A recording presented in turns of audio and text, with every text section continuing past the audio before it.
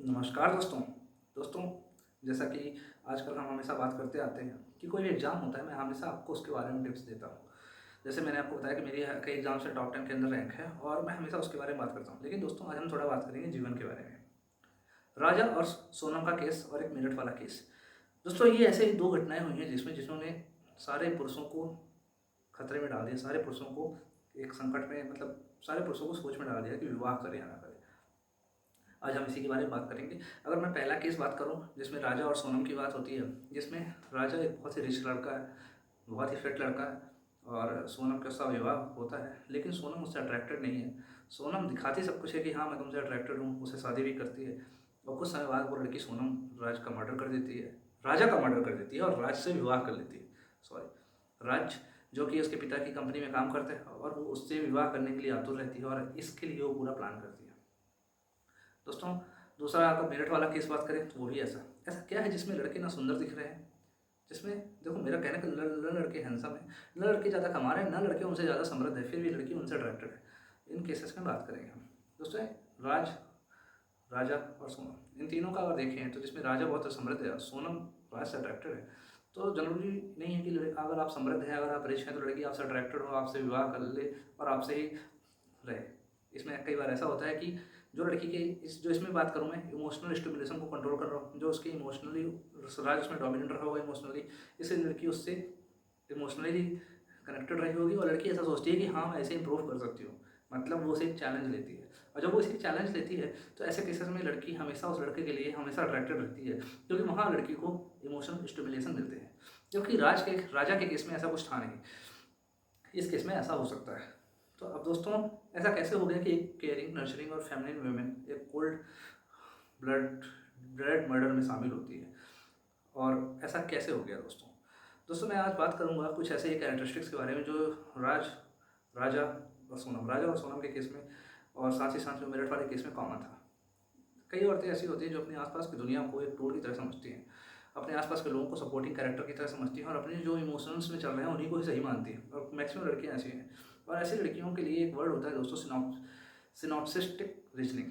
सिनॉप्सिस्टिक reasoning एक ऐसा इनके लिए टर्म है जिसमें लड़की ऐसा कुछ सोचती है और हमेशा इसी चीज़ को सही मानती है।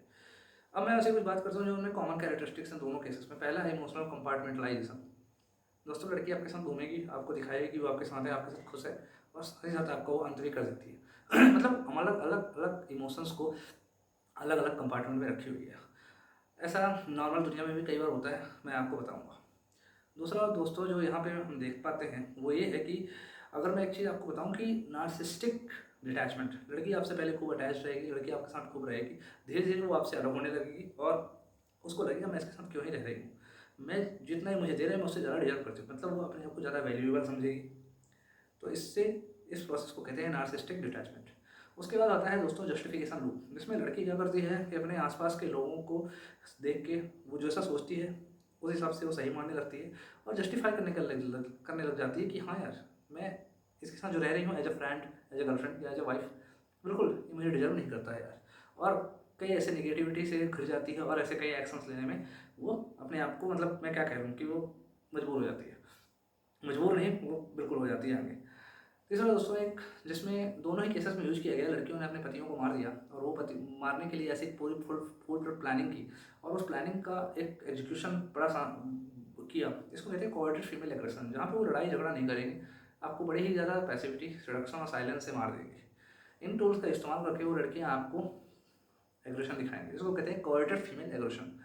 दोस्तों, एक और बात होती है कि जिसमें क्या होता है कि आपने लड़की के साथ कुछ समय बिताया और लड़की आपने अच्छा इंटरेस्ट दिखाई, धीरे धीरे वो इंटरेस्ट कम होने लगता है, लेकिन आप अभी भी पीछे पड़े रहते हैं। कुछ समय बाद लड़की आपको एकदम सब कुछ हटा देती है लाइफ से, वो कहते हैं कवर्टेड नार्सिज्म, मतलब कि आप उसके लिए एकदम आइडियलाइज कर दी, फिर उसके बाद सब कुछ खत्म हो गया। मैं कहना ये चाहता हूँ दोस्तों, ये जो घटना हुई है आगे रिपीट ना हो, और ऐसी बहुत सारी चीज़ें हैं जिस बारे में बात करना चाहता हूँ मैं। पहला है stop worshipping women for no reason. Stop worshipping women for no reason, instead start observing her. आजकल यही हो रहा है कि दोस्तों एक लड़का लड़की के पीछे पड़ जाता है और लड़की से पूरा एकदम लड़की को भगवान मानना लेते हैं, मतलब अरे ये लड़की तो भगवान है, इससे अट्रैक्टेड रखो, इससे तो ये सब कुछ मिल जाएगा, और हर चीज़ वो अपनी भूल जाता है, जो वो करना चाहता है वो करता है। एग्जाम्पल देता हूँ, कई लड़के ऐसे होते हैं जो लड़कियों को मैसेज करते हैं, लड़कियों को अपनी फ़ोटो भेजते हैं।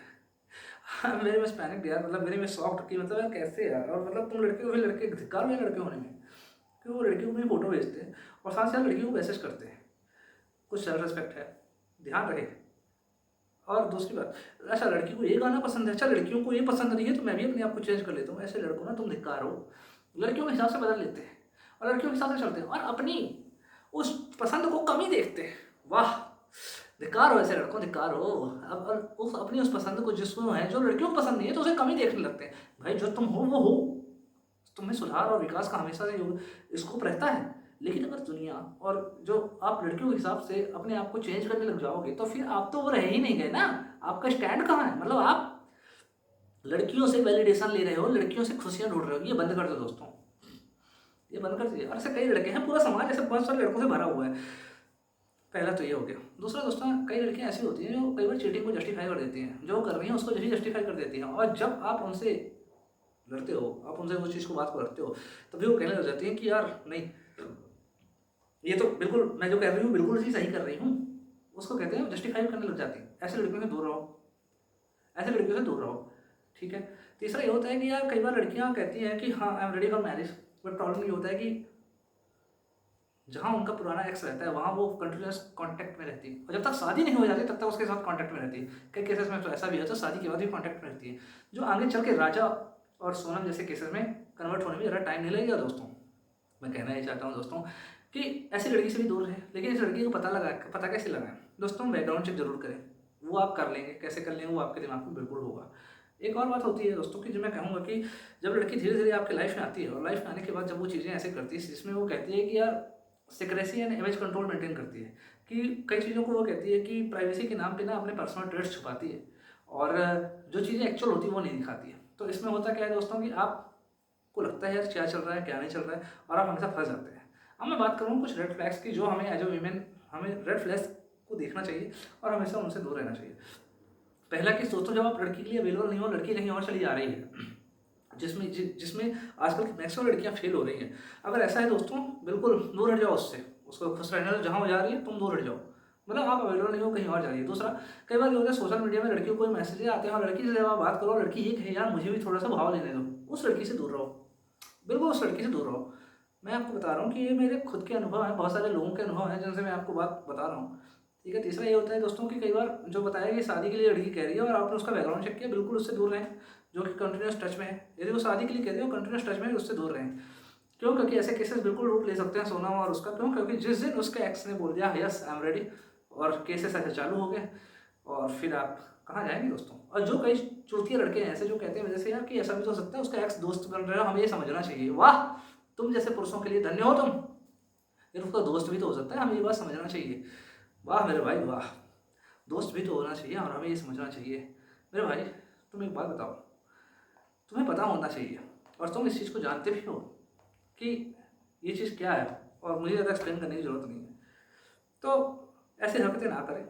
कई लड़के ऐसे हैं कि लड़की के मैसेज का इंतजार करते हैं, लड़की के मैसेज आते ही खुश हो जाते हैं। लड़की जैसी बोलती है, लड़की उनकी प्रशंसा करती है, लड़की उनको प्रशंसा देखो अलग है, कॉम्प्लीमेंट करना अलग चीज़ है, आप उसको उससे मत जोड़ दीजिएगा। कॉम्प्लीमेंट करना एक दूसरे को अलग चीज़ है, लेकिन कई बार ये होता है कि हम लड़कियों से वैलिडेशन लेके खुशी ढूंढते हैं। डेफिनेटली रॉन्ग है, stop it, stop worshipping women for no reason. यार लड़कियों को इज्जत करो, लड़कियों को पूजा मत करने लग जाओ। मेरा मतलब कि हाँ यही सब कुछ है, इसी से सब कुछ मिलेगा।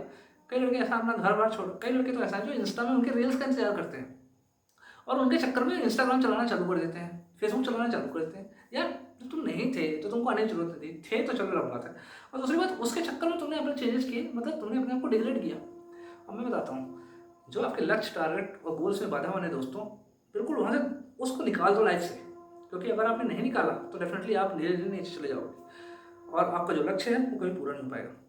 बहुत बड़ा फैक्टर मैरिज के लिए आजकल लोग देख रहे हैं कि यदि लड़की सीधे कहती है यदि आपको मुझे माँ बाप के साथ नहीं रहना, मेरे भाई इससे बड़ा रेड फ्लैग अगर मैं तो मेरे लिए तो सबसे बड़ा रेड फ्लैग है। देखो, नहीं रहना है, एक लड़की की पर्सपेक्टिव से सोचें तो बहुत सारी चीज़ें हैं यार, लेकिन अगर आपके सिचुएशन में कुछ ऐसी चीज़ें हैं जिसमें आपका क्राइटेरिया है तो दोस्तों उसको जरूर देखें। तो एक बार समराइज कर देता हूँ रेड फ्लैग। पहला, लड़की के हिसाब से खुद को ना बदलें। लड़की ने ये कह दिया, हाँ ये कह दिया, लड़की ने ये कर दिया, लड़की ने बोला काम है, हाँ हाँ अवेलेबल होंगे अपना काम छोड़ के, मतलब अपना सब कुछ छोड़ के लड़की के लिए हरदम अवेलेबल रहना, दुनिया और लड़की के हिसाब से अपने आप को चेंज कर लेना। ओह मेरे लड़की को ये गाने पसंद है, ओह लड़की को ऐसा काम पसंद है, मुझे ऐसा हो जाना चाहिए। स्टॉप मैसेजिंग एनीवन यार। अननोन लड़कियों को मैसेज भेजते हो, रिक्वेस्ट भेजते हो, दिस इज बुलशिट यार, कंप्लीटली बुलशिट। मतलब इंस्टा में आप रिक्वेस्ट भेजने में लगे हुए हो इस एज में, जिस लड़की को आप जानते भी नहीं हो। अरे जिससे बात भी नहीं हुई है उसको भी मत भेजो, मैं तो उसको भी नहीं भेजता भाई, सीधी बात है यार, क्यों भेजना? आपका रिस्पेक्ट नहीं है कुछ? कोई कहेगा यार ये तो तुम एकदम बहुत ही ज़्यादा रूडनेस वाली बात कर रहे हो। अरे भाई यदि तुम खुद की रिस्पेक्ट नहीं करोगे ना, कोई तुम्हारी रिस्पेक्ट नहीं करेगा। और खुद की रिस्पेक्ट करने का मतलब क्या होता है पता है?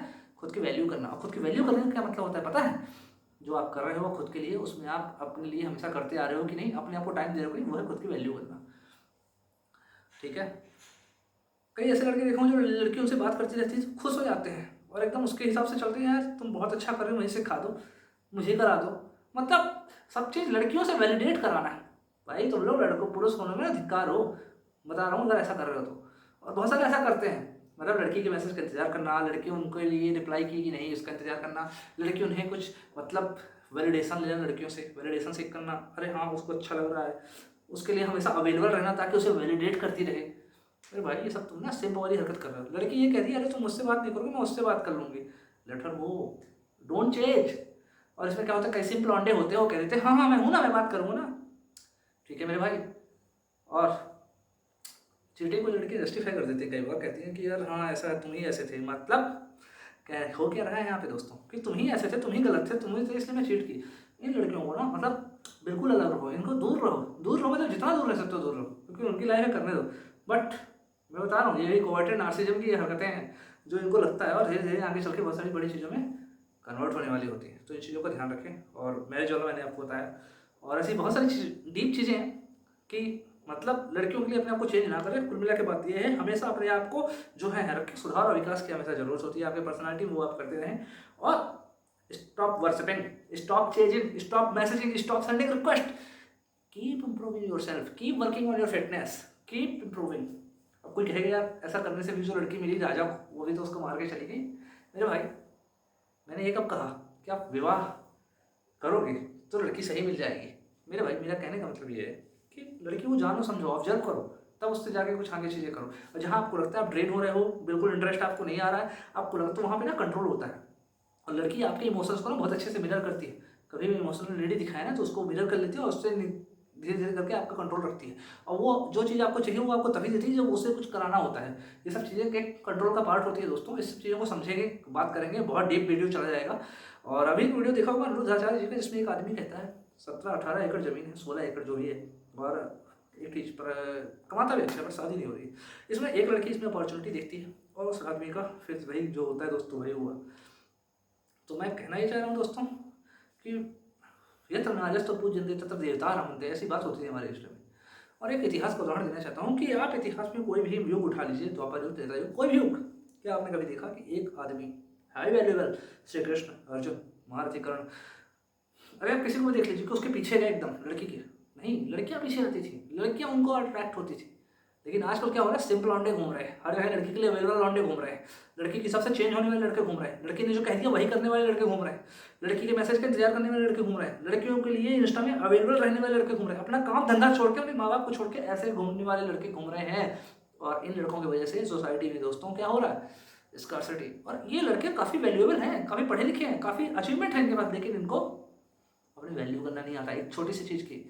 सी just a girl, stop treating her like a god, stop worshiping her, keep observing her, may start working on yourself। इसी के साथ मैं अपनी वाणी को विराम देना चाहता हूँ। बातें बहुत सारी हैं करने के लिए दोस्तों, लेकिन इस बात में बात करना जरूरी था।